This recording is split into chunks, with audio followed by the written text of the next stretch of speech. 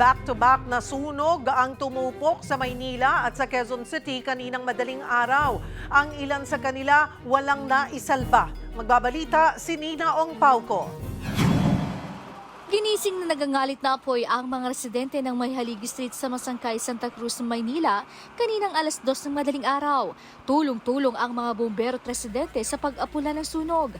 Pati linya ng tubig, binaklas na makapag-igib lang ng mabilis. Si Lola Eufenia, swerteng nagising sa sigawan ng mga kapitbahay.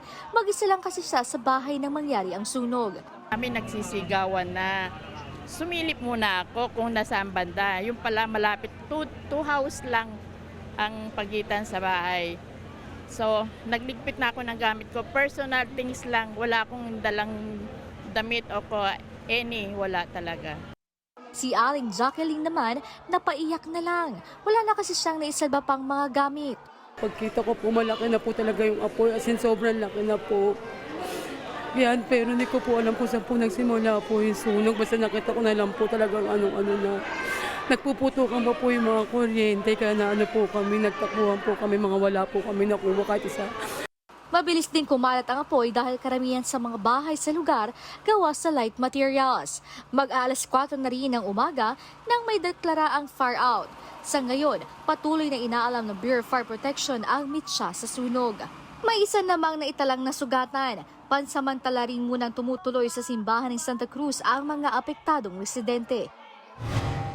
Bandang alauna naman ng madaling araw ng lamunin ng sunog ang tumupok na mga bahay sa Nia Road, Barangay Pinyahan, Quezon City. Umabot sa third alarm ang sunog. Tinataya naman nasa 15 pamilya ang apektado, pero tingin ng mga residente baka sinadya ang sunog.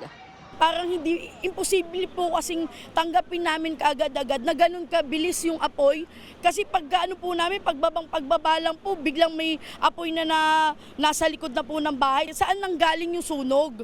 Kasi ang balita po, under investigation, sa Bakating Lote. Ngayon po, yung mga bagay na pwede pang masunog, imposible na kasi wala nga pong live wire. Kahit po isipin mo na, lampara man yan o kung imposible po talaga eh. So sabi namin, sa paanong paraan pa ba kami gustong paalisin dito?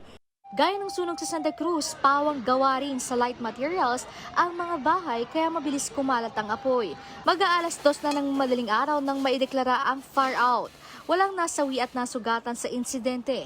Sa ngayon, inaalam pa ng mga otoridad ang posibleng sanhi ng apoy. Based po sa first responder natin, medyo malakas po yung apoy kasi po yung likod po kasi natin open na. So yung hangin po, malakas po yung supply ng oxygen dito sa likod. So malakas talaga yung naging lagablab nung sa mga bahay. Sabi naman ng barangay, nakatutok na sila sa pagbibigay ng pansamantalang matutuluyan ng mga apektadong residente. Naghihintay lang din sila ng desisyon kung kailangan na ba silang mai-relocate.